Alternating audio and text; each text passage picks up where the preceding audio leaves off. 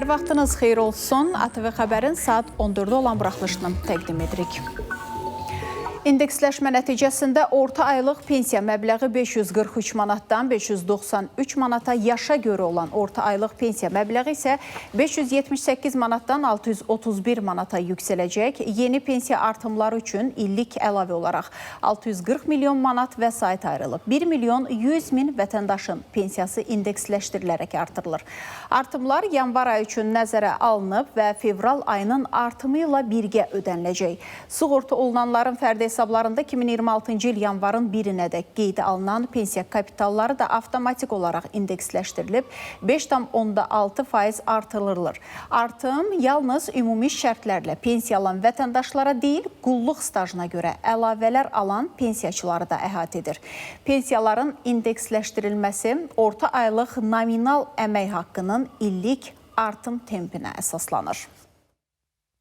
Dövlət Statistika Komitəsinin təqdim etdiyi məlumatlara əsasən 2025-ci ili üzrə bu artım tempi 9,3% olduğundan pensiyaçıların da pensiyaları da analoji olaraq eyni faizlə indeksləşdirilir. Pensiya məbləği 500 manat olduğu təqdirdə vətəndaşımız üçün 9,3% artım 46 manat artım deməkdir və pensiya məbləği 546 manat təşkil edəcəkdir.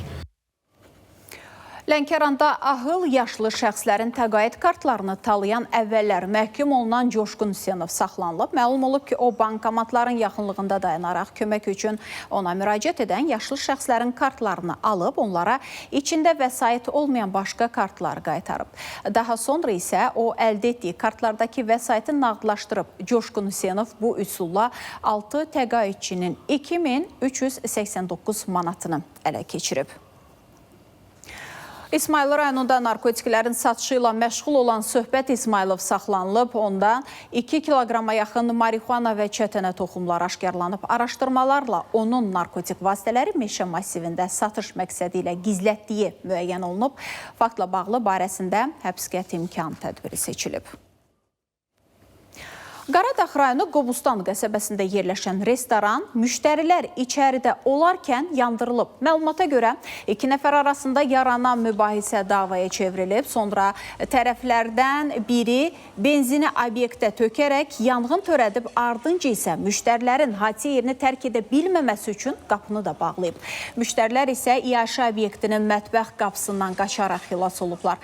Hadisə nəticəsində bir nəfər ayaq nahiyəsindən yanıq xəsarətləri alaraq xəstəxanaya yerləşdirilib. Hadisəni törətməkdə şübhəli bilinən 2 nəfər saxlanılıb, araşdırmalar davam edir.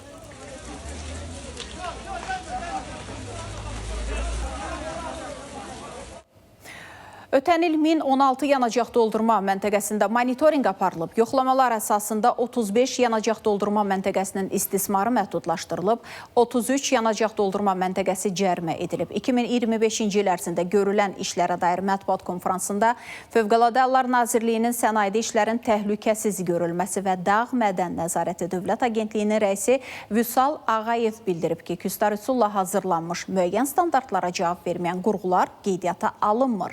192 hüquqi və fiziki şəxsə məxsus 292 nəqliyyat vasitəsi isə qeydiyyatdan çıxarılıb.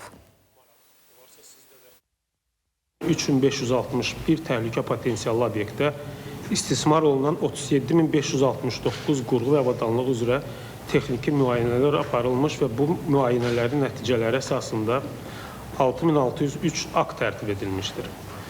Aparılmış yoxlamalar zamanı 14992 qayda pozuntusu aşkar edilmiş, təhlükəli vəziyyətdə istismar olunan 144 qurğunun fəaliyyətinə qanunvericiliyə uyğun məhdudiyyət tətbiq edilmişdir.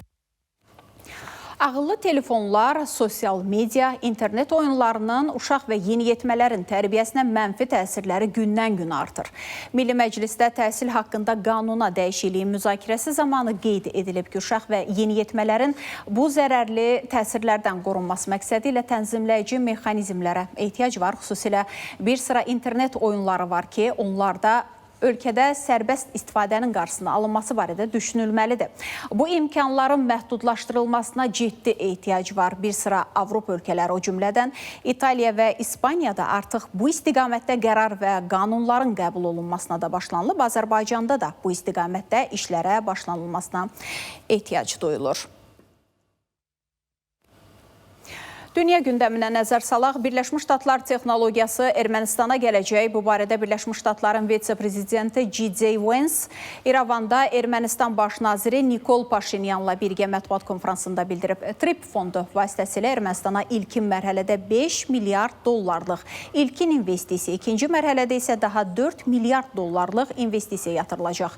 Ermənistana 11 milyon dollar dəyərində pilotsuz kəşfiyyat texnologiyalarının satışını təsdiq etdik deyə Vance qeyd edir. TRIP layihəsi Cənubi Qafqaz regionuna böyük iqtisadi fayda gətirəcək. Ermənistanda TRIP layihəsinin icrası çərçivəsində texniki iqtisadi tədqiqatlar başlayıb. Ermənistanın baş naziri Nikol Paşinyan eyni zamanda qeyd edib ki, Vance ilə Cənubi Qafqazda sabitliyin və sülhün ən vacib zəmanəti kimi regionun nəqliyyat kommunikasiyalarının tamamilə açılması perspektivlərini müzakirə ediblər. Bu kontekstdə Ermənistan və Türkiyə arasında normallaşma prosesi çərçivəsində davam edən dialoqu cümlədən Gümrük-Qars dəmir yolunun açılmasını başa çatdırmaq son dərəcə vacibdir deyə o əlavə edib. Qeyd edək ki, Birləşmiş Ştatların vitse-prezidenti J.D. Vance bugün Azərbaycana gəlir. Moskva İrəvanla TRIP layihəsində iştirakının parametrləri ilə bağlı dialoq imkanlarını nəzərdən keçirir. Rusiya Xarici İşlər Nazirinin müavini Mikhail Galuzin qeyd edir ki, Rusiya tərəfi bu təşəbbüsə dair mövqeyini qoruyur. Lakin Ermənistan Birləşmiş Ştatlar layihəsinin detalları hələ də diqqətlə araşdırılmalıdır. 2038-ci ilə qədər Ermənistanın dəmir yolu şəbəkəsi Rusiya dəmir yollarının törəmə şirkəti tərəfindən idarə olunur. İran-Ermənistan sərhədində bizim sərhədçilərimiz yerləşir. Ermənistanın Avrasiya İqtisadi İttifaqında üzvlüyünü də nəzərə almaq lazımdır. Bu şəraitdə aydındır ki, Rusiya olmadan tərəfdaşlar bu işi həll edə bilməzlər. Galuzin vurğulayır ki, Rusiya İrəvandakı tərəfdaşları ilə məsləhətləşmələrə hazırdır və bu nəqliyyat dəhlizinin həyata keçirilməsində Moskvanın iştirakının konkret formalarını müzakirə etməyi planlaşdırır. Kanada, Vaşinqtondan Ontario ilə Michigan ştatı arasında tikilən körpünün üzərində mülkiyyət hüquqlarının ən azı yarısını verməyənədək Birləşmiş Ştatlar prezidenti Donald Trump obyektin açılmasına icazə verməyəcək. Ağ Ev rəhbəri bu barədə Truth Social hesabında yazıb. Danışıqlara dərhal başlayacağıq. Onlara verdiyimiz hər şeyi nəzərə alsaq, bu aktivin ən azı yarısına sahib olmalıyıq. O, yaranmış vəziyyətdə məsuliyyəti Birləşmiş Ştatların sabiq prezidenti Barack Obama'nın üzərinə qoyaraq bildirib ki, Obama ağılsızcasına mülkiyyət hüquqlarından imtina edib. Ukrayna üzrə razılaşmaların əldə olunmasında Rusiyanın təhlükəsizlik zəmanətləri əsas element olmalıdır və bu olmadan sülh sazişi mümkün deyil. Bunu Rusiyanın Xarici İşlər Nazirinin müavini Aleksandr Gruşko İzvestiya qəzetinə müsahibəsində deyib. Biz Ukraynada sülh yolu ilə nizamlanmanın Ukraynanın təhlükəsizlik maraqlarını nəzərə almalı olduğunu qəbul edirik. Lakin əsas məsələ əlbəttə ki, Rusiyanın təhlükəsizlik maraqlarıdır. Avropa İttifaqı liderlərinin bütün bəyanatlarına diqqətlə baxsaq, orada Rusiyanın təhlükəsizlik zəmanətlərindən danışan yoxdur. Halbuki bu, razılaşmanın əldə olunmasının əsas elementidir. Bu olmadan heç bir sülh sazişi mümkün deyil. Ukrayna prezidenti Volodimir Zelenski isə bildirir ki, Ukrayna üçün təhlükəsizlik zəmanətləri ilə bağlı sənədlər hazırdır. Birləşmiş Ştatların Georgia ştatında təyyarə sıx hərəkətli avtomobil yoluna məcburi eniş edib və bir neçə avtomobilə ziyan dəyib. Pilotun sözlərinə görə təyyarə Greensville-dən qalxdıqdan sonra mühərrik sıradan çıxıb. O bildirib ki, təlimata uyğun olaraq geri qayıtmağa cəhd edib, lakin aerodroma çata bilməyəcəyini anlayaraq yola enməyə qərar verib. Hadisə nəticəsində yüngül xəsarət alan 2 nəfər xəstəxanaya yerləşdirilib. Responders, fire, EMS, law enforcement. Yaponiyanın şimal və şimal-qərbində güclü qar yağması nəticəsində 600-dən çox insan xəsarət alıb. Zərər çəkənlərin ümumi sayı 650-yə çatıb. Onlardan 46-sı sağ qala bilməyib, 193-ü ağır yaralanıb. Ən pis vəziyyəti isə Niigata prefekturasında qeydə alınıb. Burada həddindən çox qarın yağması nəticəsində 17 nəfər dünyasını dəyişib. Əhaliyə kömək etmək üçün həmin ərazilərə ordu bölmələri göndərilib.